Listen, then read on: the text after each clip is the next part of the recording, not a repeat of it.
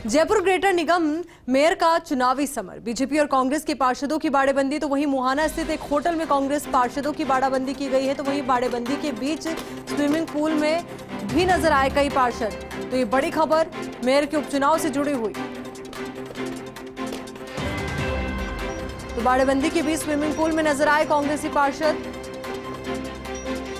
तो वहीं Chomu palace hotel में बीजेपी पार्षदों की बाड़ेबंदी की गई है। बाड़ेबंदी में बीजेपी पार्षदों की संख्या में इजाफा हुआ है। चोमू पैलेस होटल में बीजेपी पार्षदों की संख्या 73 हुई है। 10 नवंबर को उपचुनाव में सभी पार्षद करेंगे वोटिंग। कालीचरण सराफ, अशोक लाहौटी ने जीत का दावा किया है। कांग्रेस के 9, निर्दलीय 4 पार्षद हमारे संपर्क में हैं, सराफ ने कहा है। तो वहीं बीजेपी को 100 से ज्यादा वोट मिलेंगे। लाहौटी की ओर से ये बड़ा दावा किया गया है। रश्मि सैनी और हेमा सिंघानिया में टक्कर है। तो रश्मि सैनी और हेमा सिंघानिया में टक्कर है। दोनों पार्टीज की ओर से बाड़ेबंदी भी की गई है। कोशिश और कवायद यही है कि जो संख्या बल उनके पास है उससे ज्यादा वोट उनके पक्ष में पड़े। अब इसी खबर को लेकर ज्यादा जानकारी के साथ हमारे सहयोगी विकास हमारे साथ जुड़ चुके हैं। विकास, देखिए, जहां बाड़ेबंदी की गई है कांग्रेसी पार्षदों की, वहां पर आप मौजूद हैं, मुहाना में आप मौजूद हैं। वहां पर किस तरीके की सियासी सरगर्मियां, क्योंकि एक और तो पार्षद स्विमिंग पूल में नजर आए, पर लग रहा है कि टेम्परेचर अभी भी कूल नहीं हुआ है।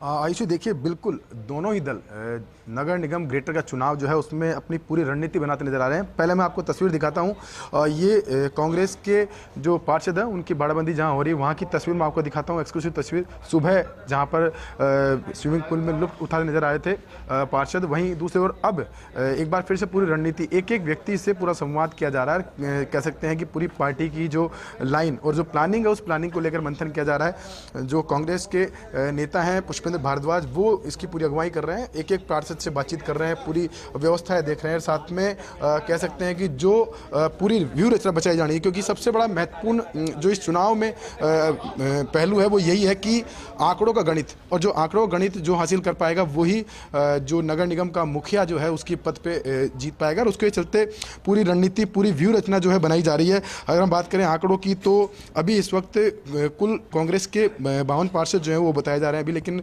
लगातार और जो पार्षद है वो संपर्क में है।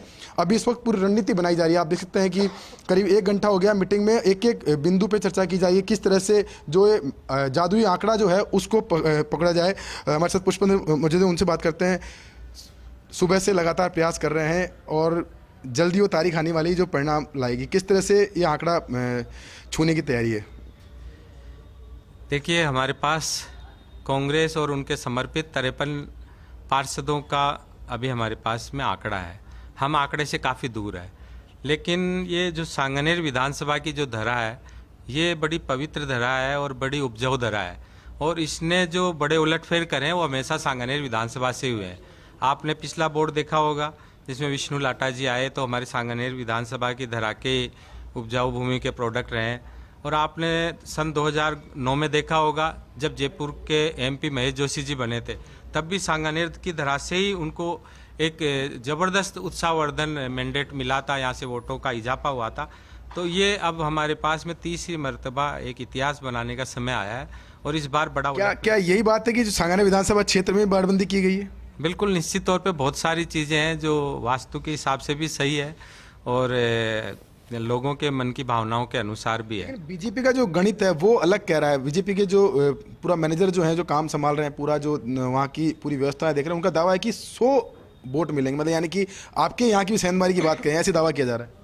पहले उनके खुद के जो दावेदार इधर उधर फुदक रहे हैं उनको तो पकड़ ले। अभी उनके बारे में तो उनके खुद के पार्षद तो नहीं पहुँचे सारे, हमारे यहाँ तो सारे पार्षद आ चुके हैं। अभी उनके पार्षद तो इधर उधर डोल रहे हैं, इधर हमारे नेताओं से संपर्क कर रहे हैं। उनके तो 10 नेता हैं, महापौर बनने के लिए 10 दावेदार थे, उनके अंदर वहाँ सिर्फ फुटबॉल की स्थिति आ रखी है जो आपसे कोई छुपी। क्या मानते हैं कि निर्दलीय जो 9 और 10 का जो आंकड़ा है निर्दलीय, क्या वो पूरी तौर से कांग्रेस के समर्थन में रहेगा? निर्दलीय छोड़िए, भाजपा भी चाहती है कांग्रेस को समर्थन दे। इनके विधायक खुद चाहते थे कि कांग्रेस सरकार में हमारे महापौर के काम नहीं हो रहे, तो उनके खुद पार्षद कह रहे हैं कि जब महापौर बीजेपी की बन रही है, कांग्रेस की सरकार है, हमारे विकास के काम ठप हो रखे हैं, तो क्यों नहीं इस बार महापौर हम कांग्रेस की बना दे, ताकि जिस तरह से पहले विष्णु लाटा जी के टाइम पे यहाँ विकास की बिल्कुल विकास, देखिए आप बने रहिए हमारे साथ, आपके साथ हम फिर से जुड़ेंगे कुछ और प्रतिक्रियाओं के साथ, कुछ और अपडेट्स भी आपसे लेंगे। तो वहीं इस वक्त हमारे साथ हमारे पॉलिटिकल एडिटर योगेश शर्मा जी हमारे साथ जुड़ चुके हैं। योगेश जी देखिए, ये जो पूरा सियासी घटनाक्रम हम देख रहे हैं, तो इस दौरान हम देख रहे हैं कि बीजेपी के अपने दावे हैं, कांग्रेस के अपने दावे हैं। कांग्रेस के पास हालांकि वो मैजिक नंबर नहीं है, पर फिर भी कह रही है कि हम बोर्ड बनाएंगे, तो वहीं बीजेपी कह रही है कि ईंट का जवाब पत्थर से दिया जाएगा।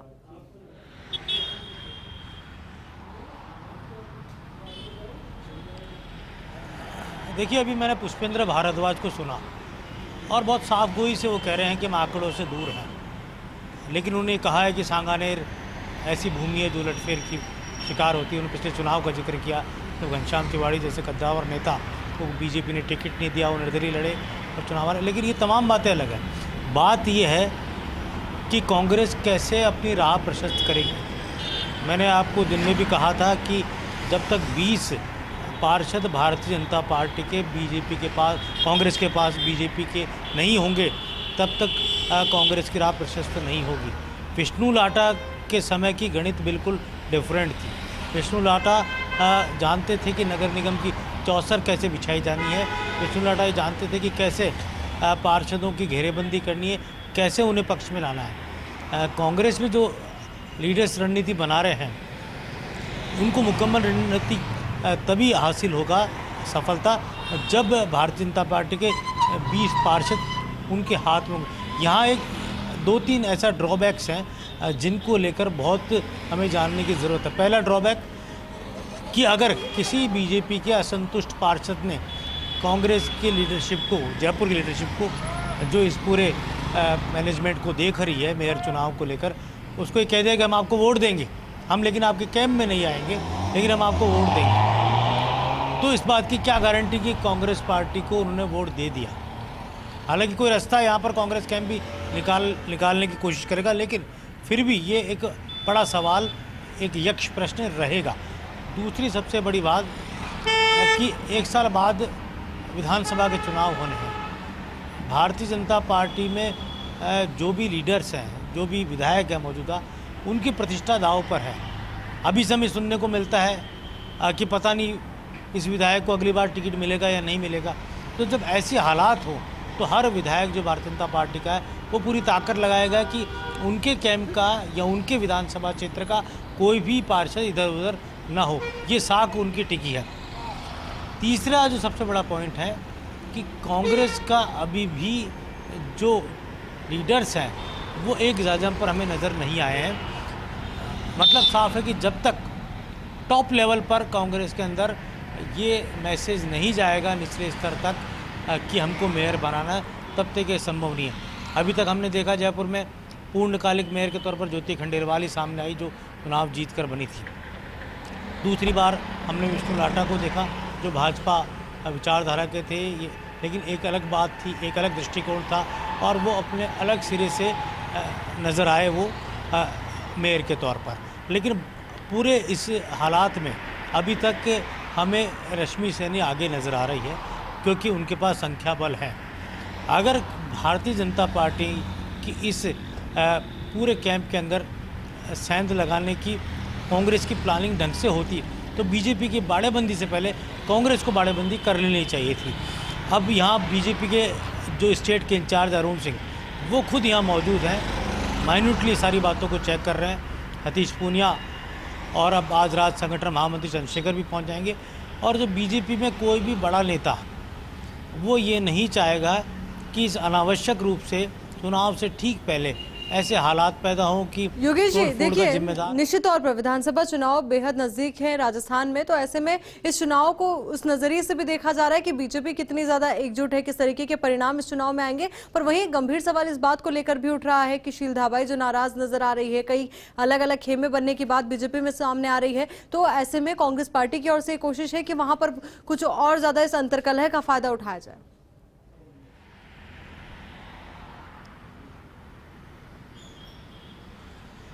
देखिए, शील धाबाई अगर बागी मैदान में आ जाती तब परिस्थितियां अलग हो सकती थी, तब कांग्रेस को संभावनाएं मिल सकती थी। या कांग्रेस अपना कैंडिडेट नहीं उतारती और शील दाबाई कोई परोक्ष तौर पर समर्थन देती, तब भी संभावनाएं अलग तरह की होती।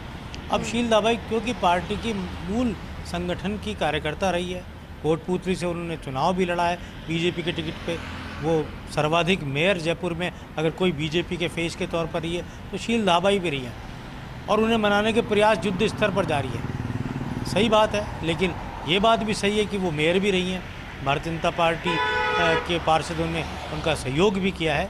तो ऐसे में कोई बड़ी बगावत वो करती हुई नज़र आएंगी, अपने पूरे राजनीतिक कैरियर को दांव पर लगाती हुई नज़र आएंगी। ऐसे कमोबेश संभावनाएं उस स्तर पर हमें नज़र नहीं आ रही। यहाँ दूसरी बात जो मैं कहना चाहता हूँ कि कांग्रेस को भी अपने वोट की चिंता करनी चाहिए। पिछले वोट के जब चुनाव के समय कांग्रेस के भी 3 पार्षद क्रॉस वोट हो गए थे, तो यहाँ कांग्रेस को भी अपने कैंप की चिंता करनी होगी कि कहीं बीजेपी के कैंप में सेंध लगाने के चक्कर में कांग्रेस अपने कैंप के अंदर ध्यान नहीं दे पा। बिल्कुल, इसी को लेकर विकास से भी जानकारी ले लेते। देखिए विकास, योगेश जी ने जिस तरीके से जानकारी साझा की हमारे साथ कि कांग्रेस को अपने घर पे ज्यादा फोकस करना चाहिए, क्योंकि हालांकि नंबर गेम से तो वो वैसे ही बहुत ज्यादा दूर है, पर अगर इनमें से भी कुछ छुटक गए तो किरकिरी तो होनी है।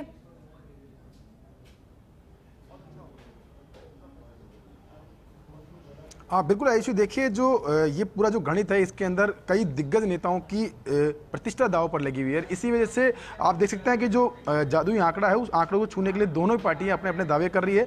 अगर हम बात करें कांग्रेस के यहाँ की बाड़ेबंदी की, तो यहाँ की बाड़ेबंदी का दावा ये किया जा रहा है कि तकरीबन जो अभी यहाँ का जो बाड़ेबंदी का नेतृत्व कर रहे हैं अभी पुष्पेंद्र भारद्वाज, उनका दावा है कि 53 पार्षद जो है वो यहाँ मौजूद हैं, यानी कि वो कह रहे हैं कि कांग्रेस के पार्षद एक जगह पे हैं। और साथ में उनका दावा ये भी है कि न सिर्फ निर्दलीय बल्कि बीजेपी के जो पार्षद है वो भी उनसे लगातार संपर्क में है, और जैसे ही वोटिंग का जिस दिन आएगा तो उस दिन ये साफ पता चल जाएगा कि कौन कितने पानी में, क्योंकि दावे करना अलग बात है और धरातल पर उसमें वर्किंग करना अलग बात है। आप देख सकते हैं इस वक्त जो बाड़ेबंदी की तस्वीर में आपको देख सकते हैं कि सुबह से लेकर शाम तक पूरा मंथन किया जा रहा है, साथ में एक एक बिंदु को लेकर के एक एक व्यू रचना जो है वो तैयार की जा रही है कि किस तरह से जो आंकड़ा जो है उसको पकड़ा जाए। और उस आंकड़े के साथ में महत्वपूर्ण बात यह है कि आश्वस्त है कांग्रेस खेमा की कम से कम उनके खुद के जो वोट हैं, उनके खुद के जो पार्षद है वो एक मंच पर है, एक जगह पे है, और उस आंकड़ा जो है कांग्रेस का जो आंकड़ा है वो आंकड़ा जरूर छुएगी। जो महापौर की प्रत्याशी उनसे बात करते हैं, क्या उनका विश्वास है इस पूरे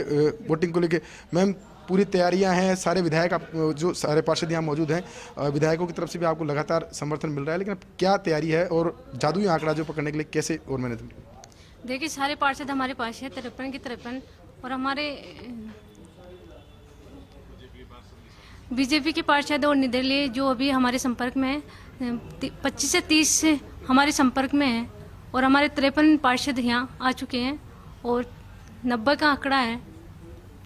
और भारतीय जनता पार्टी का बोर्ड जब से बोर्ड बना है, जब से कोई विकास कार्य नहीं हुआ, जब से कांग्रेस और भाजपा के पार्षद है सभी परेशान हैं और कोई विकास कार्य नहीं हुआ है। क्या मानते हैं बीजेपी के जो पार्षद है वो आपको वोट करेंगे, इस तरह की विश्वास है? जी हमारे को विश्वास है, वो हमारे संपर्क में है, हमारे को वोट करेंगे। तो देखिए प्रत्याशी है वो भी पूरी तरह आश्वस्त है कि बीजेपी के खेमे में सेंधमारी करेंगे, और उसके लिए व्यू रचनाएं तैयार की जा रही है कि किस तरह से एक एक पार्षद संपर्क किया जाए। साथ में तो जो होंगे कई पार्षद हो सकता है, जिस तरीके से जानकारी यहाँ पर साझा की जा रही है, पर ये संपर्क क्या वोट्स में कन्वर्ट हो पाएंगे या नहीं? योगेश जी, आपको क्या लगता है कि देखिए बाड़ेबंदी में तो नंबर पहुंच जाता है, पर वोट्स में नंबर पहुंच पाता है कि नहीं?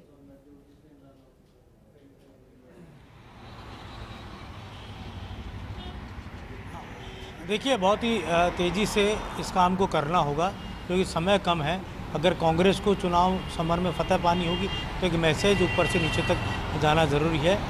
सत्ता और संगठन का जो मैसेज होगा, प्रदेश कांग्रेस अध्यक्ष गोविंद सिंह डोटासरा का मैसेज होगा, और यहाँ पर जब तक मैसेज नहीं जाएगा तब तक एक रणनीतिक तौर पर कांग्रेस को मजबूती मिलने में थोड़ी संशय रहेगा।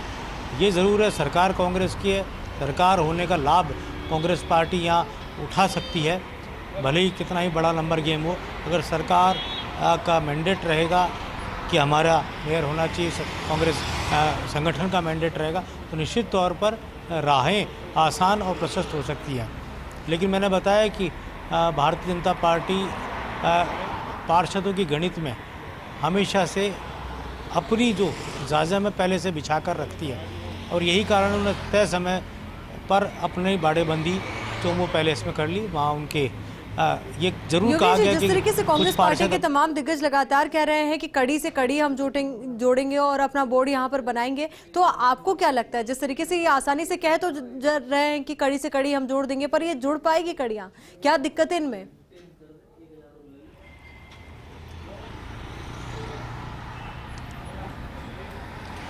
देखिए, कड़ी से कड़ी जुड़ने की बात की जाती है, डबल इंजन सरकार की बात की जाती है कि कैसे जयपुर में मेयर होगा तो हेरिटेज में भी कांग्रेस का मेयर है और ग्रेटर में भी कांग्रेस का मेयर हो जाएगा और जयपुर में जो एक विकास कार्यों में मदद मिलेगी, जो कांग्रेस का मेयर होगा उसको ये लाभ होगा।